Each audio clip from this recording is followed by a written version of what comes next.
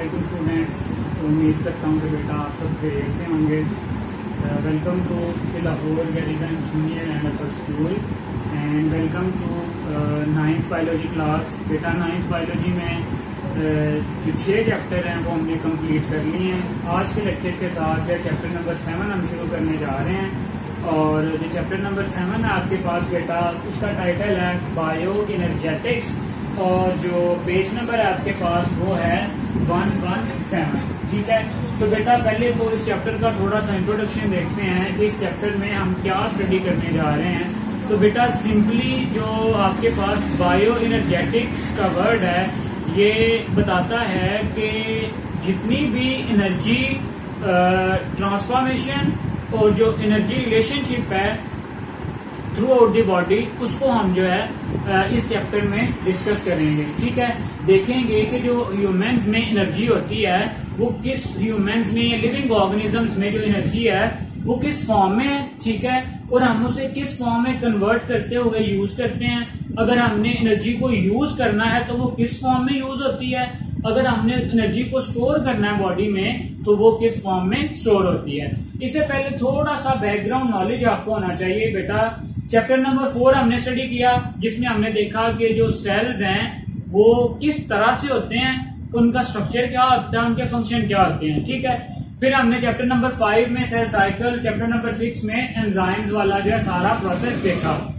हमें पता है कि सेल में सेल की एक्टिविटीज को मेंटेन करने के लिए जो है बहुत सारे जो केमिकल रिएक्शंस हैं वो हो रहे होते हैं। ठीक है, दोबारा से सुने कि बॉडी में जो सेल्स हैं वो अपनी एक्टिविटीज को मेंटेन करने के लिए उनमें जो बहुत सारे केमिकल रिएक्शन हैं वो एक ही टाइम पे क्या हो रहे होते हैं, टेक प्लेस हो रहे होते हैं, जिनको हमने क्या कहा था, मेटाबॉलिज्म।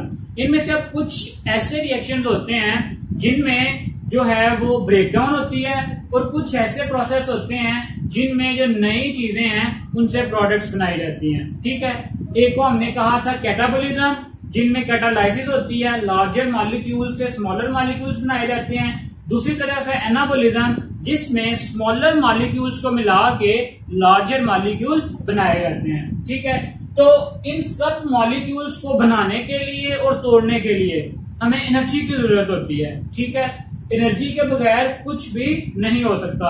आप ऐसा ही समझें कि सेल के लिए जो एनर्जी है वो उसके जो पैसे हैं। फॉर एग्जाम्पल हमने कोई भी चीज खरीदनी है, हमें क्या देने पड़ते हैं, पैसे देने पड़ते हैं। इसी तरह से सेल में जो भी काम होना है उसके लिए एनर्जी यूज होनी है और वो जो एनर्जी होती है बेटा वो मोस्टली किस फॉर्म में होती है, एटीपी की फॉर्म में। चलें जी, ये तो था कि हमें एनर्जी की जरूरत क्यों पेश आती है और जो एनर्जी कन्वर्जन है, जो एनर्जी ट्रांसफॉर्मेशन है वो हम यहाँ पे क्यों डिस्कस करते हैं। अब बेटा जो आपके पास सेल है वो ओपन सिस्टम होता है। चैप्टर नंबर 4 में हमने एक छोटा सा टॉपिक भी पढ़ा था कि cell as an open system, जिसमें सेम टाइम पे जो सबस्ट्रेट्स हैं वो प्रोडक्ट्स भी बना रहे होते हैं। ठीक है, और प्रोडक्ट्स की दोबारा से आपके पास ब्रेकडाउन भी हो रही होती है। ठीक है, मतलब ओपन सिस्टम होता है जिसमें कोई भी चीज सेल से अंदर भी आ सकती है और सेल से बाहर भी जा सकती है। ठीक है, और मैंने ये बता दिया आपको केमिकल रिएक्शंस के लिए जो एनर्जी है वो बहुत जरूरी होती है। चलें, अब बेटा जो एनिमल्स में जो एनर्जी है वो 2 फॉर्म्स में होती है। ठीक है, इन एनिमल्स या in living organism energy is present in the 2 main forms. ठीक है, एनर्जी की जो फॉर्म्स होती हैं आपके पास, एनर्जी फॉर्म्स, लिविंग ऑर्गेनिज्म में जो एनर्जी की फॉर्म्स हैं आपके पास वो कितनी होती हैं, 2 फॉर्म्स होती हैं। ठीक है, कौन कौन सी होती हैं। पहली फॉर्म है बेटा आपके पास जिसको हम कहते हैं काइनेटिक एनर्जी। ठीक है, और दूसरी फॉर्म है आपके पास पोटेंशियल एनर्जी। ठीक है, अब देखते हैं कि ये काइनेटिक एनर्जी में और पोटेंशियल एनर्जी में क्या डिफरेंस है। तो बेटा जब भी कोई काम हो रहा होता है तो उसके लिए जो एनर्जी इस्तेमाल होती है वो कौन सी होती है, काइनेटिक एनर्जी। तो सिंपली आप काइनेटिक एनर्जी को क्या कहेंगे कि kinetic energy is the energy which is involve during the working stage. ठीक है, कि ये आपके पास ऐसी एनर्जी है जो ड्यूरिंग दी केमिकल रिएक्शन आपके पास क्या हो रही होती है, यूज हो रही होती है, ठीक है। Is actively involve in doing work, ठीक है। ये जो आपके पास एनर्जी है ये इन्वॉल्व होती है इन डूइंग वर्क,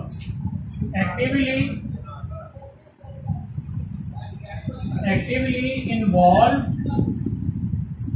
कब, इन डूइंग द वर्क, जब हम वर्क कर रहे होते हैं, कोई काम कर रहे होते हैं, इन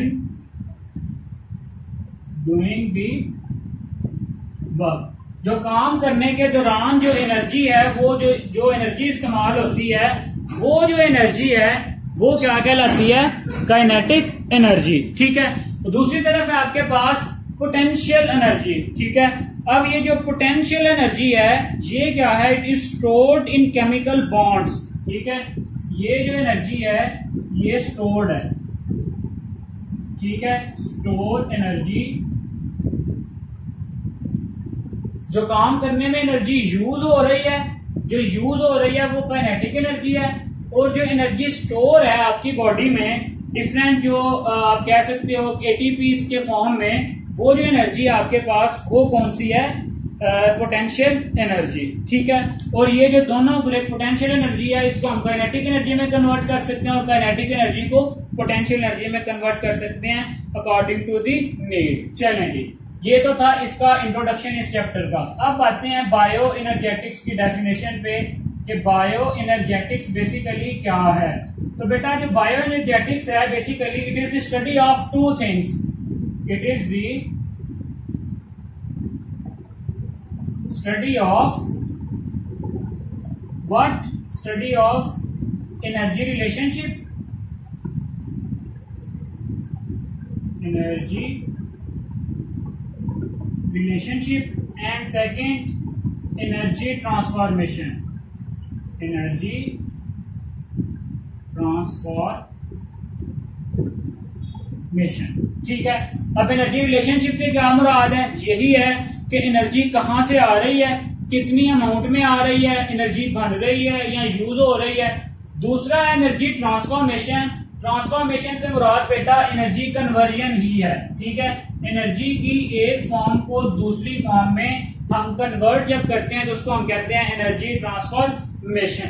तो इसकी डेफिनेशन यही है कि bio energetics is the study of energy relationship and the energy transformation.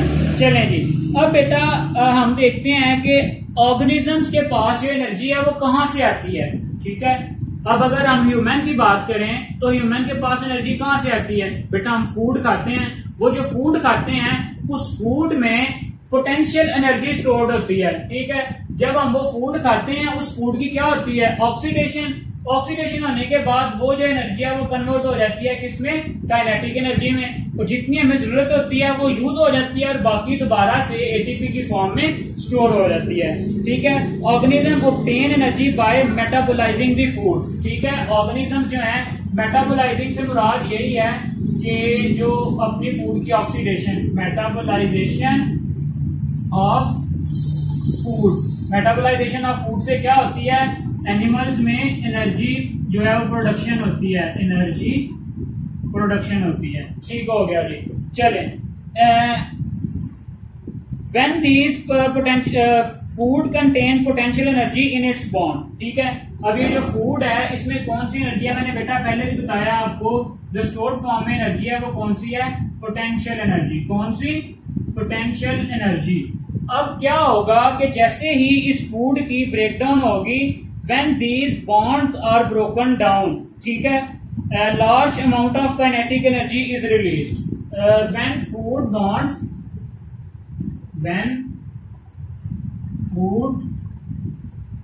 bonds are broken down, जब वो broken down होंगे तो क्या होगा, a large amount of energy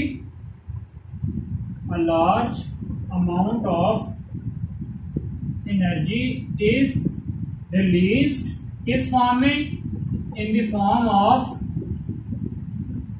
heat and kinetic energy, ठीक है। फूड में बॉन्ड्स थे, बॉन्ड्स में कौन सी एनर्जी थी, पोटेंशियल एनर्जी। जैसे ही वो बॉन्ड ब्रेक होंगे, जो पोटेंशियल एनर्जी है बेटा आपके पास वो कन्वर्ट हो जाएगी किसमें, काइनेटिक एनर्जी में। अब sum of the energy is stored in the form of potential energy in the bond of the ATP molecules. ठीक है, अब इसमें से जो एक्स्ट्रा एनर्जी होगी जो यूज के बाद भी बच जाएगी, वो जो एनर्जी है extra energy is stored in the form of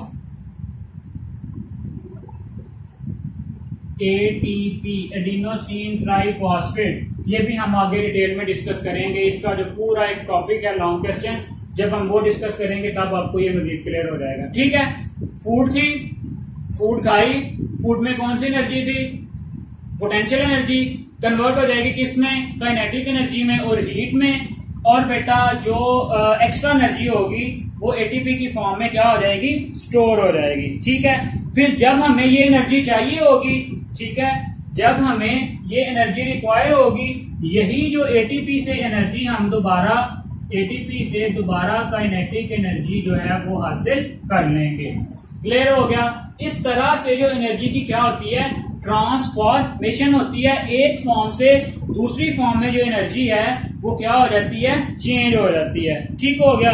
चलें जी, ये तो था सिंपल सा आपके पास के जो बायो एनर्जेटिक्स की डेफिनेशन क्या है और जो ये है किस तरह से एनर्जी की जो ट्रांसफॉर्मेशन है वो होती है। चलें अब नेक्स्ट देखते हैं बेटा कि ये जो एनर्जी ट्रांसफॉर्मेशन का प्रोसेस है या फूड जो है वो किस तरह से बनती है। एक चार्ट आपकी बुक में दिया गया है बेटा, थोड़ा सा हम उसको ड्रॉ करके भी देखते हैं।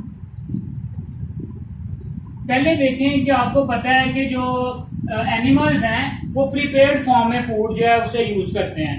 ठीक है, और जो प्लांट्स हैं और जो कुछ माइक्रो ऑर्गेनिजम्स हैं वो फोटोसिंथेसिस के प्रोसेस के थ्रू जो है वो अपनी फूड प्रिपेयर करते हैं। कौन कौन, प्लांट्स और जो आपके पास फोटो सिंथेटिक बैक्टीरिया जो हैं वो क्या है, ऑटोट्रॉफ्स। क्या है, ऑटो का मतलब होता है खुद से, ट्रॉफ का मतलब है फूड प्रिपरेशन। वो क्या है, ऑटोट्रॉफ्स। किस प्रोसेस के थ्रू जो फूड है उसको प्रिपेयर करते हैं, through the process of photosynthesis. ये भी जो फोटोसिंथेसिस का टॉपिक है इसको भी हम डिटेल में देखेंगे। इसके अलावा जो आपके पास एनिमल्स हैं मोस्टली वो क्या करते हैं, वो क्या है, हेट्रोट्रॉफ। क्या है, हेट्रोट्रॉफ। हेट्रोट्रॉफ का क्या मतलब है कि used prepared food, used prepared food मतलब जो पहले से जो प्लांट्स फूड को प्रिपेयर करते हैं वही जो प्रिपेयर्ड फूड है उसको जो है एनिमल्स क्या कर लेते हैं, यूज कर लेते हैं। चलें अब आते हैं कि जो फूड है ये किस तरह से बनती है। ठीक है, अब हमें पता है कि फोटोसिंथेसिस के प्रोसेस में आपके पास क्या यूज होती है, कार्बन डाइऑक्साइड। ठीक है, ये सब कार्बन डाइऑक्साइड और वाटर और लाइट की मौजूदगी में हमारे पास फोटोसिंथेसिस के प्रोसेस के थ्रू क्या बनता है, फूड मॉलिक्यूल्स बनते हैं, फूड स्टफ बनता है। ठीक है, पहला स्टेप आपके पास क्या होगा, रिडक्शन ऑफ कार्बन डाइऑक्साइड। जैसे ही कार्बन डाइऑक्साइड की रिडक्शन होगी और इसके साथ यहाँ पे बेटा जो है डिफरेंट जो सनलाइट है, ठीक है, सनलाइट ये सिंपली यहाँ पे फोटोसिंथेसिस के प्रोसेस को एक्सप्लेन किया जा रहा है जिसको हम आगे जाके काफी डिटेल में भी डिस्कस करेंगे। ठीक है, सनलाइट या इनपुट एनर्जी आप कह लो, यहाँ पे input of energy. Carbon dioxide environment में प्रेजेंट है, ठीक है, उस तो इनपुट हमने दिया एनर्जी का इन द फॉर्म ऑफ सनलाइट। ठीक है, सनलाइट की फॉर्म में जब इनपुट दिया तो हमारे पास जो है वो फूड मटेरियल बनेगा। ठीक है, लाइक ग्लूकोज या डिफरेंट आपके पास कार्बोहाइड्रेट्स हैं प्लांट्स में वो प्रिपेयर होंगे। ठीक है, अब ये जो फूड स्टफ है ये क्या है, फूड बना दी प्लांट्स ने किस प्रोसेस के थ्रू। यहाँ पे जो प्रोसेस हो रहा है वो कौन सा हो रहा है, फोटोसिंथेसिस। फोटोसिंथेसिस यही है ना कि कार्बन डाइऑक्साइड वाटर और सनलाइट की मौजूदगी में फूड का प्रिपेयर होना। ठीक है, अब बेटा यही जो फूड है जब हम इसको यूज करते हैं, जब इसको एनिमल्स क्या करेंगे, यूज करेंगे, इसकी ऑक्सीडेशन करेंगे, oxidation of food stuff to release energy. यही जो फूड स्टफ है इसकी जब ऑक्सीडेशन होगी, ऑक्सीडेशन ऑफ फूड स्टफ, यही जो फूड स्टफ था जब हम इसकी ऑक्सीडेशन करेंगे तो ऑक्सीडेशन करने के बाद यहां पे हमें क्या मिलेगी, एनर्जी मिलेगी, storage of energy in the form of ATP. दो चीजें होंगी बेटा, यहाँ पे हीट भी प्रोड्यूस होगी, जो कुछ एनर्जी है वो हीट की फॉर्म में रिलीज हो जाएगी, और जो बाकी एक्स्ट्रा एनर्जी आपके पास वो स्टोर हो जाएगी इन the form of ATP, storage of energy in the form of ATP. ठीक है, अब यही जो एटीपी में स्टोर्ड एनर्जी है इसको हम डिफरेंट प्रोसेसेस के लिए इस्तेमाल करते हैं, like active transport, maintenance, homeostasis and the chemical synthesis. अब यही जो एटीपी वाली एनर्जी है इसको हम डिफरेंट प्रोसेसेस में केमिकल रिएक्शंस में यूज कर सकते हैं। ठीक है, और इसके अलावा बेटा मेंटेनेंस में, जो बॉडी के स्ट्रक्चर को मेंटेन करने में, फंक्शन को मेंटेन करने में, या जो आप कह सकते हो कि active transport, endocytosis, active transport में यूज कर सकते हैं। तो ये है बेटा बेसिकली आपके पास energy transformation in the living organism या energy conversion in the living organism. तो बेटा दोबारा से देखें कि इसमें हुआ क्या है आपके पास। ठीक है, अगर हम देखें सिंपली यहां पे बेटा क्या हुआ है, फोटोसिंथेसिस के प्रोसेस के थ्रू फूड की प्रोडक्शन हुई है। ठीक है, फोटोसिंथेसिस में रिडक्शन हुई कार्बन डाइऑक्साइड की और क्या बनी है, फूड। फिर उस फूड की लिविंग जो एनिमल्स हैं उन्होंने क्या किया है, ऑक्सीडेशन। ठीक है, उसकी ऑक्सीडेशन से बाद उसकी ब्रेकडाउन। जब फूड की ब्रेकडाउन होगी तो वहां से एनर्जी निकलेगी, कुछ काइनेटिक एनर्जी, कुछ हीट एनर्जी, और बाकी जो एक्स्ट्रा एनर्जी होगी वो एटीपी में स्टोर हो जाएगी। अब वही जो एटीपी में स्टोर्ड एनर्जी है जब जरूरत होगी हम उसे केमिकल रिएक्शंस के लिए, मेंटेनेंस ऑफ बॉडी के लिए, ये एक्टिव ट्रांसपोर्ट के लिए यूज कर सकते हैं। ठीक है बेटा, तो ये थोड़ा सा हमने आज पढ़ा, बिल्कुल इसे आप अच्छे से प्रिपेयर करें। थोड़ा सा जो है इसे कॉन्सेप्ट के हवाले से भी देखें कि किस तरह से जो एनर्जी है उसकी कन्वर्जन होती है, ट्रांसफॉर्मेशन होती है। ठीक है, ताकि बेटा नेक्स्ट जो चैप्टर है आपके लिए वो आसान रहे। अल्लाह हाफिज।